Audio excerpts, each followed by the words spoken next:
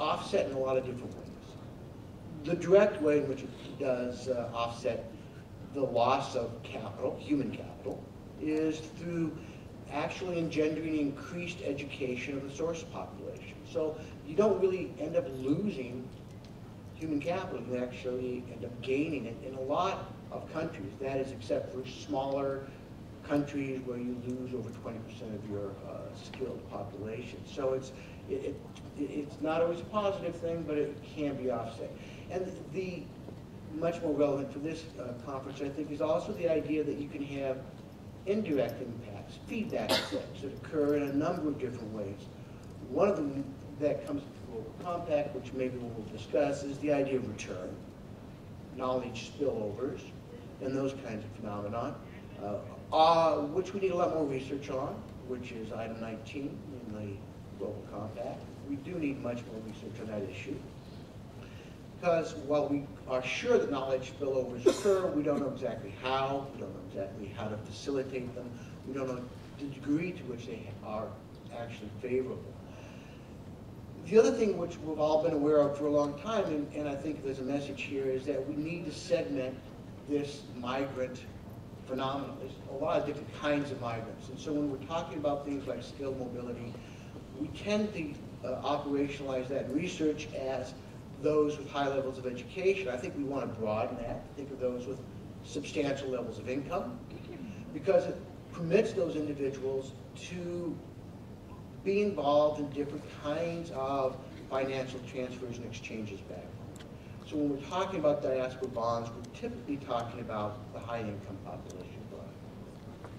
When we're talking about a lot of these other kinds of things like venture capital funds and those kinds of things, that's going to be typically the high income population.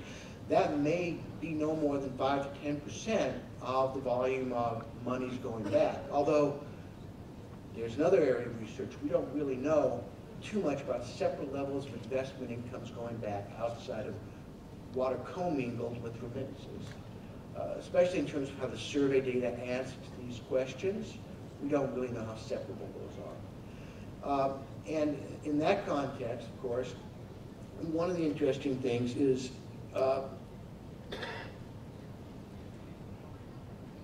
how do we actually target these much more effectively?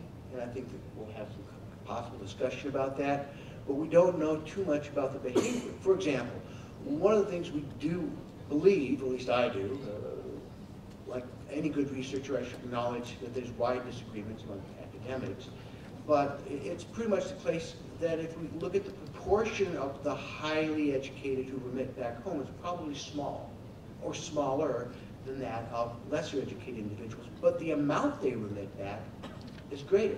Plus, they're much more linked to the formal sector. They're much more likely to be banked, and they're much more likely to invest. So identifying that population is a challenge that we face, I think, in terms of this panel, in terms of how to address increased investment and scaling it up. Thank you, Lindsay, and thank you also for mentioning that word brain drain and saying that in the academic community it's no longer en vogue to talk about that. Now I have to say, when I'm sitting in the negotiations in the General Assembly, often it is a concept that is still being used. So much as maybe the researchers are thinking much more nuanced about it, and as you said, there are many different effects. It is important to get that message across to policymakers, because those are still, as you said, it's relevant out there, but there's much more to it. And let me just, one way of addressing it these days, and as you said, it's not about preventing people from leaving in the first place. That's the type of policy that we don't want. But there is, for example, this notion now about global skills partnerships. And that has to do not so much with limiting people from leaving, but more talking about international cooperation to expand the workforce, for example, the health workforce in developing countries. Because it's not so much those few people that leave, but it's really about the few people that are there in the first place with the right education. And so I think that's a much more positive approach that speaks to international cooperation. and which is also mentioned under the global goal, SDG goal of health. And thank you also already for mentioning some research priorities, because certainly when and if the Global Compact is adopted, we have to see what kind of knowledge do we need in order to implement those policies.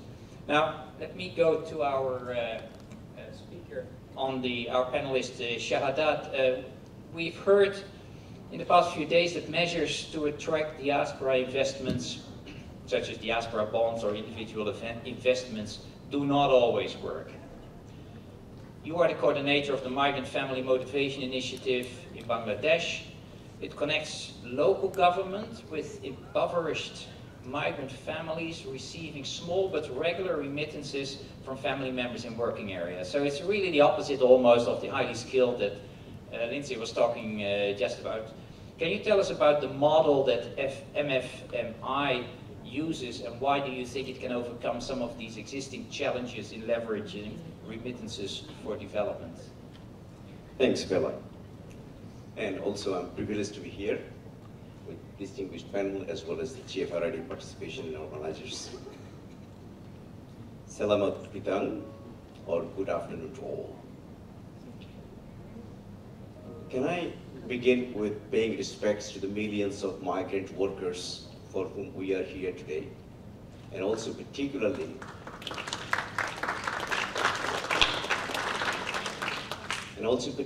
thousands of lives we lost in the process of migration, as well as working overseas and often living alone.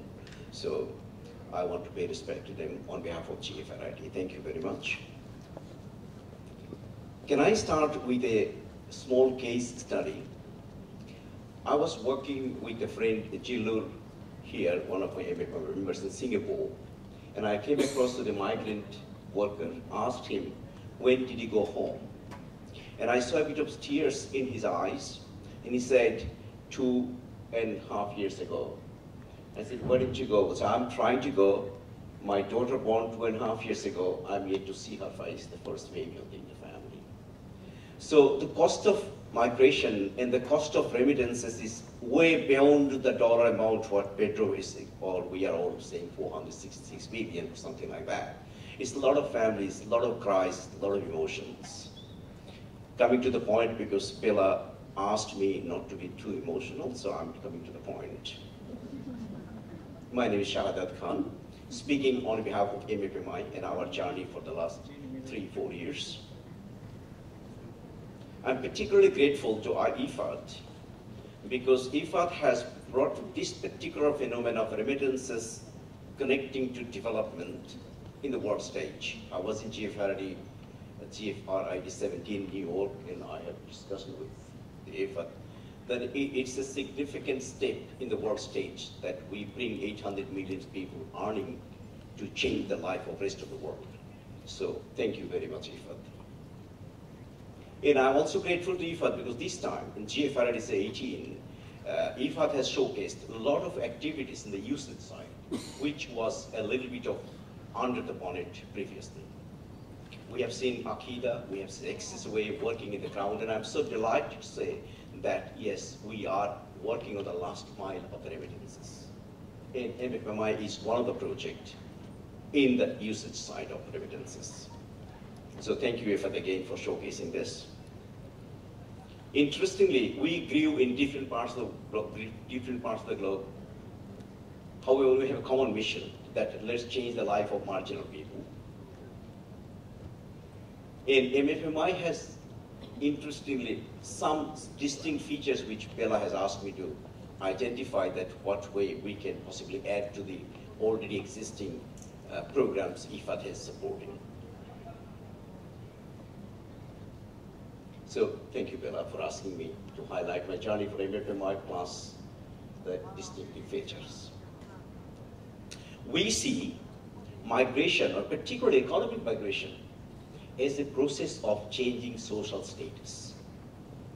Someone migrates to change his social status. I myself is a diaspora for 28 years, and this applies to me as well, and many of the people in the room has the same thing.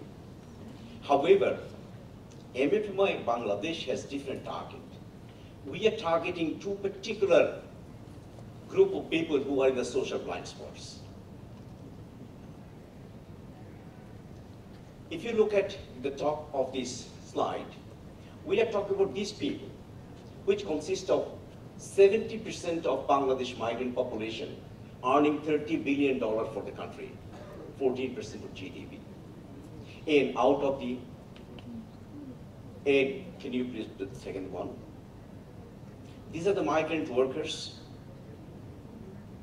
And connecting them to the families, some of these are my respondents, or I was discussing or talking to them. A father, a mother, a family, and most importantly, a bunch of children living there with no parents, going overseas to earn money. As a societal, as sort of guardian, we have responsibility to iron it out, the social differences. We are just talking about money. But again, Bela, I remember that I'm not too emotional. So my target market is this.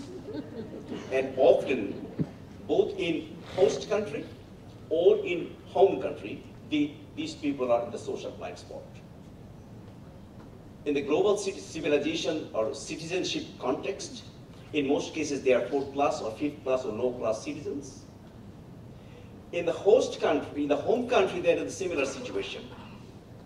When we first started it through a research project in RMIT to look at migrant remittance supported micro enterprises, then it opened up, oh my God, there's so much of things to be looked after. Let me come to the context. We identified skill gap. Well, that's everybody identified. But we identified information gap. Local infrastructure, social infrastructure, public infrastructure, private infrastructure, financial infrastructure available. But this group of people is out of everything. They don't know. Who takes the responsibility of penetrating it? Unaware of anything. We found a significant gap called commitment gap. If I'm working overseas, sending money home to do something, and the migrant worker found the money is being channeled or utilized in different ways, because the migrant worker doesn't have control of the money. We have Professor Supriya Singh here, my senior colleague in the MFMI, in the room. Her worry always that how remittance is being managed at family level. Who controls, who manages? Well, we cannot solve all the problems, but anyway, let me continue. We have capital gap, but the market infrastructure, social infrastructure is available for them. If we can connect them, we don't need topping up capital from somewhere, some donor agencies. And we have certainly identified institutional capacity and service delivery gap. First of all, institutional capacity is the right product for the clientele, and even if the right product is available, how to penetrate the right clientele. Significant gaps. And one more gap is policy framework gap. The way previous panel was discussing the partnership between the government. Significant government is always a big elephant, and trying to convince, etc. is difficult. But to our surprise, we are working with government. We are not NGO, we are GO. Government organization is working with us on the ground. So I'm coming to that. Why RMIT? RMIT's mission is to have impact research. We want to see that our research has an impact in people's lives. That's why we're involved. And I'm not only from RMIT, as the senior scholars are with me in the project. Yeah, just one thing you mentioned, and I'm going to ask you to expand on it. You said the role of local government is very important. So in finalizing this round of comments, can you comment why it is so important to involve the local government structures in reaching these impoverished families in Bangladesh? Thank you. In parts of our journey, when we started it, we started talking to the migrant populations. As a university, we didn't have any control with them or any connection with the local government. When we see the disjoint or disconnection, then we went to the lowest level of local government. Hey, would you like to see this kind of phenomenon? Surprisingly, they said yes. So we started in 2 sub-districts, very low level. And I had a number of sittings on the ground in the yard of those families with the local government people. And we see a significant enthusiasm from both sides. The migrant families were, they couldn't believe it that the government high officials were sitting in their ground. And government officials were not believing that they were with so much of ignorance about the government programs. Each upajela or sub-district has 12 poverty alleviation related officials. And none of them were aware of that there is a class exists. Thank you.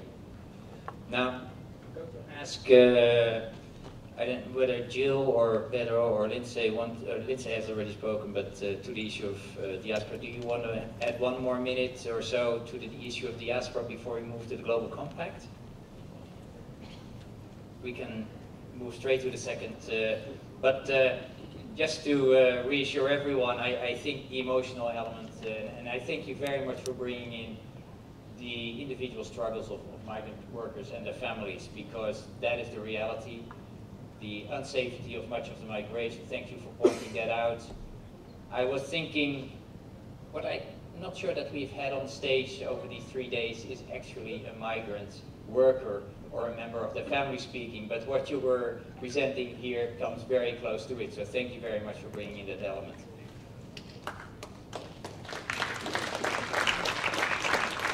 Now, let's move to the second part of this conversation, and that's on the Global Compact. Pedro, with the negotiations on the Global Compact currently ongoing, what are your views on Objective 19, which speaks to the creation of conditions for migrants and diasporas to fully contribute to sustainable development, and Objective 20, which is about promoting faster, safer and cheaper transfer of remittances and fostering financial inclusion of migrants?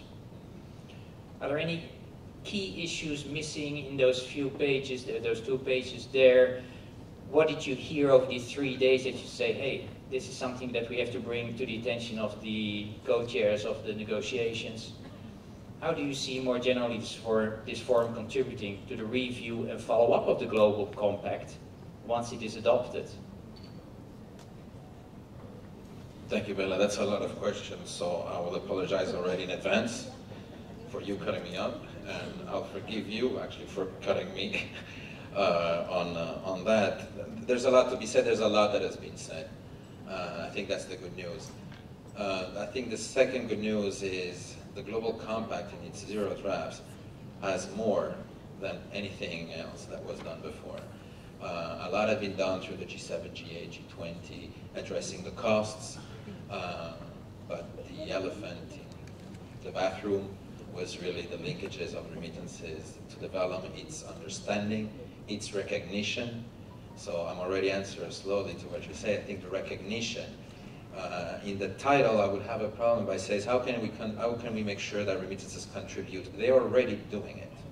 I would like to put a slide up because I know that you like data and you like timekeeping, and I like to go to the point. So I would like to put 1 slide, if possible, that just showcases the immediacy of what's happening right now.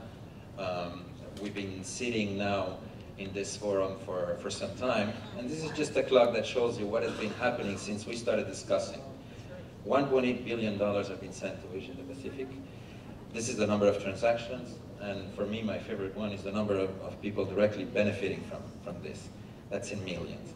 These are all the people that have been receiving remittances for daily needs. Some call it consumption, I call it food, paying for bills, education, and I can go on the SDGs, but they're directly, and as Louise Arbour says, they use the SDGs to achieve their own sustainable goals. And I think that's the first message. It needs to be recognized. Now, how can we contribute further? How can we help those $200 on average become 220, 250, much more? How can we put a leverage effect? That's the real question, and I think the Global Compact, for the first time, I think he's answering. He's putting the solutions down there on how we can do that. So on Objective 19, on the diaspora investments, I think this is laid out in some way. A lot of solutions are spelled into the Objective 19. for Objective 20, I'm very glad to see that the voice of the private sector has been included, and the real problems, the challenges, but more importantly, the opportunities, because the objective leads with the opportunities that I will slightly change when we talk about not just financial inclusion of migrants, but financial inclusion of migrants and their families. So that would be the only change that I would make in that title of the objective, because that's really where I think the development impact resides. The majority of people receiving remittances in the rural areas of our interest, for instance, where half of the flows go, are unbanked. And unfortunately, the private sector in many cases misspells unbanked with unbankable. And if we can remove that ELE at the end, a lot would change. And I think it's the business opportunity of banking somebody that receives religiously $200 every other month, or not every month, and thinking that these people are not bankable. That this represents 60% of their income, that there's no business opportunity to be made. There's examples over and over and over that show you that when you create a business model around that aspect, that let's try to bank the remittance recipients, it works. It not only works, but it's profitable for whoever does that. There's commercial banks that have tried, there's MFIs that have tried, there's ways of doing it, but when it's well done, it works. And that would be actually my key points. And now you're about to interrupt me, so okay, I'll stop here. Well, not yet. You're not yet off the hook, because I asked a third question, and that is this forum, and this is my third global forum, and I really enjoy the format, because I think, as I said, it's two sides of the same coin, what we're trying to achieve in the General Assembly in New York and what is with what is happening on the ground. In the review and follow-up paragraph of the Global Forum, there is an invitation, if you want, to existing fora to contribute to that review. The General Assembly currently is expecting that every 4 years it will take stock of the progress that has been made with regard to these various objectives. So how do you see this forum could contribute to, in particular, reviewing the status of implementation of what is now called Objective 19 and 20? And if you can be a little bit short, because then I can give it to Jill. I know we can talk for hours about this, but what are your key messages here? Definitely. And we realized that 5 years ago, thanks to Bank Negara, actually, which I would like to thank again for hosting this.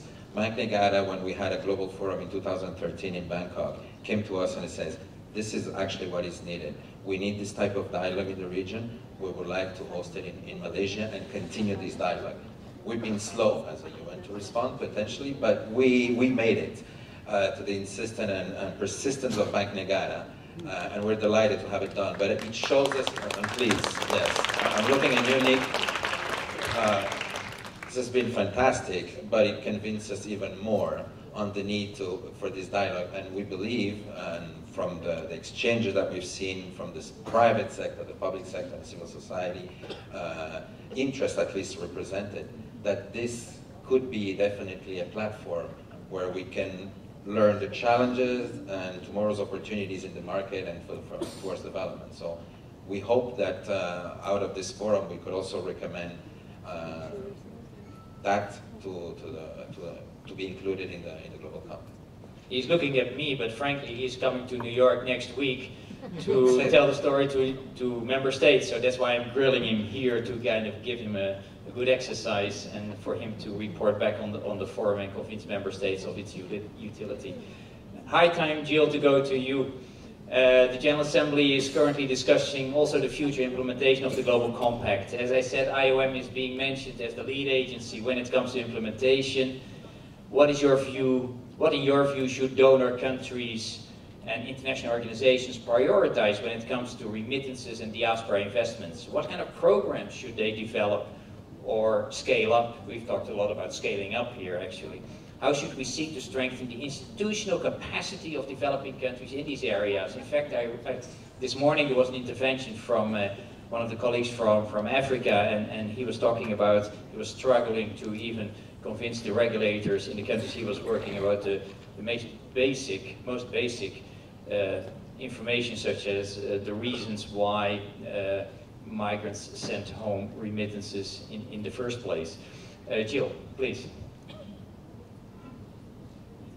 Thank you and good afternoon. Lindsay started us off with a little historical note, and others have also commented on the historical evolution of the understanding of the links between migration and development, and between development and migration.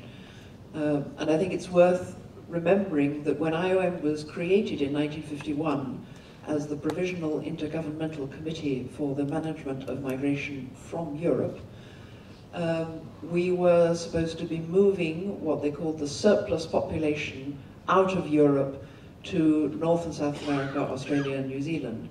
And at the time, they recognized that this was going to lead to the social and economic development of the countries to which the people were going. A lot of that sort of understanding got lost along the way and has been re-recognized in different ways. But I think it's great that there is this forum to look much more closely at the links and the ways that the remittances and migrants' contributions can be brought even more to bear for the benefit of all. One of the most important things, I think, and we come back to terminology, is the need to understand migrants and diaspora, including whether they want to be called migrants or diaspora or expats or whatever. Because if you don't understand what people's thinking and wishes